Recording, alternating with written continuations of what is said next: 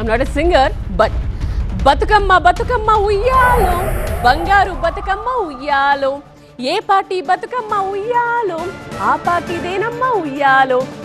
రేపటి నుండి తెలంగాణలో బతుకమ్మ సందడి మొదలు కానుంది. మహిళలతో పాటు రాజకీయ పార్టీలు కూడా బతుకమ్మ వేడుకలకు సిద్ధమయ్యాయి. ఇప్పటికే షెడ్యూల్ ప్రకటించాయి. తీరొక్క పూల జాతరకు తెలంగాణ ముస్తాబైంది.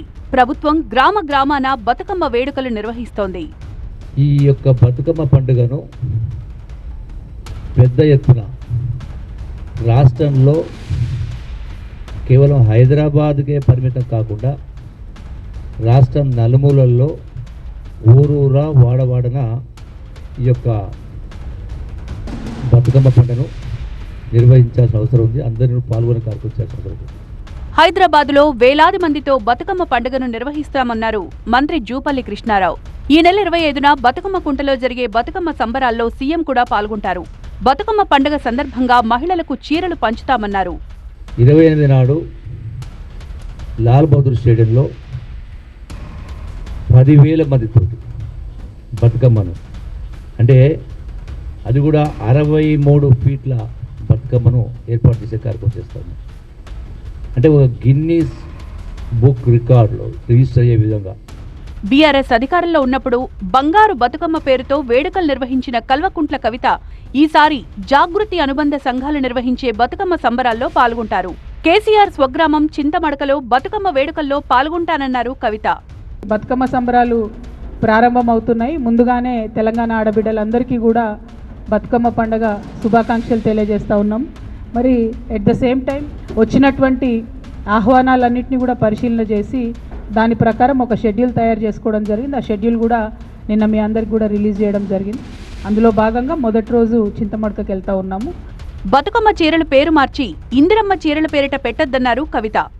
ఆ చీరకు ఇందిరమ్మ అని పేరు పెట్టకుండా బతుకమ్మ చీర అని ఉంచితేనే బెటరు.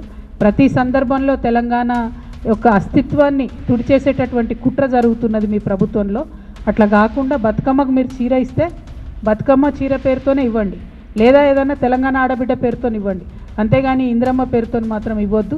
ఇప్పటికే కుట్రపూరితంగా ఈ ప్రభుత్వం తెలంగాణ తల్లి దగ్గర నుండి బతుకమ్మను దూరం చేసింది. బీఆర్ఎస్ మహిళా నేతలు ఇప్పటికే బతుకమ్మ సంబరాల్లో పాల్గొంటున్నారు.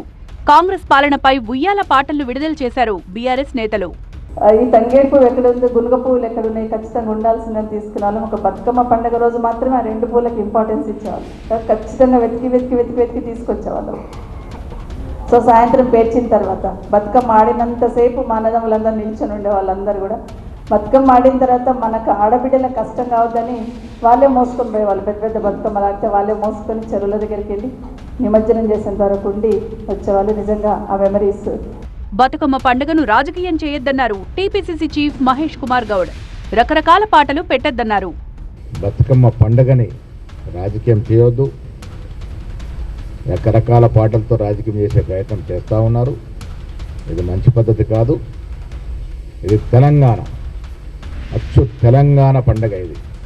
మరోవైపు బీజేపీ ఆధ్వర్యంలో కూడా ఘనంగా బతుకమ్మ వేడుకలు నిర్వహిస్తామన్నారు ఆ పార్టీ నేతలు.